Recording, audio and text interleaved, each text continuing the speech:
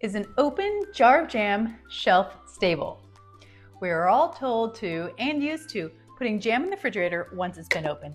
But is that really necessary? So I'm going to do an 8-week challenge and compare 3 different storage methods for an open jar of jam and see which one works best and which one doesn't mold.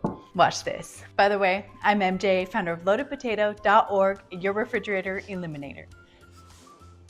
All right, that was the 8-week test 12 weeks ago. If you haven't seen that video, check it out here. But like a true scientist, I left those jars of jam, didn't open them, and it's been 20 weeks, 5 months. That jam has been sitting there. One that's been hand tightened, another that had a water bath, and the third was an electric mason jar vacuum seal. So let me grab them out of the pantry and see how they did.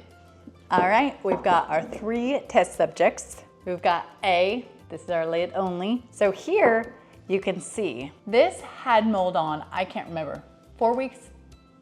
I think 4 weeks it started to grow mold. I don't know, you're gonna have to look at the video. But the mold is in fact still there. There's still just one big thing of mold and it is growing bigger and greener. But it's definitely still there. No second spots though. Subject B, which is our water bath. The water bath where we sunk it in boiling water and let it sit there for 10 minutes, I think. That is doing great. I see no signs of mold whatsoever. Subject C, which is our vacuum sealer that I used. This electric vacuum sealer, although now it's not available on Amazon, but there are a whole bunch just like it, so you can get a similar one. So it just looks something like this,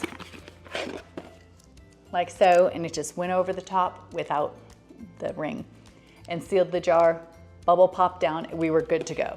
So this vacuum sealer, after 20 weeks, not a single sign of mold in it. I am very impressed. So there you have it. Hand tighten, grew mold long time ago, and it's still continuing to grow mold. Our water bath, 20 weeks, holding strong. And our electric vacuum seal jar, holding strong as well. Now this vacuum seal one was substantially easier. You just slid it on, pushed a button, and it was fine. The water bath was a lot of work. You had to get a giant pot, put the whole jar in, boil it for 10 minutes, pull it out, let it cool, put the cap on, blah, blah, blah. It was a lot of work and it was a mess. So I'm still the biggest fan of this vacuum sealer. Huge fan. It's holding tight real good. So I think we'll check back in another couple months and see how it did. Now, let me know in the comments if you have any other ideas of what else I should put in a vacuum seal jar to test. And be sure to follow me for more amazing recipes using only shelf-stable ingredients and check out loadedpotato.org to see all of our recipes, meal plans, grocery lists, and recommended products to save you time, money, and reduce your dependence on the refrigerator. Till next time.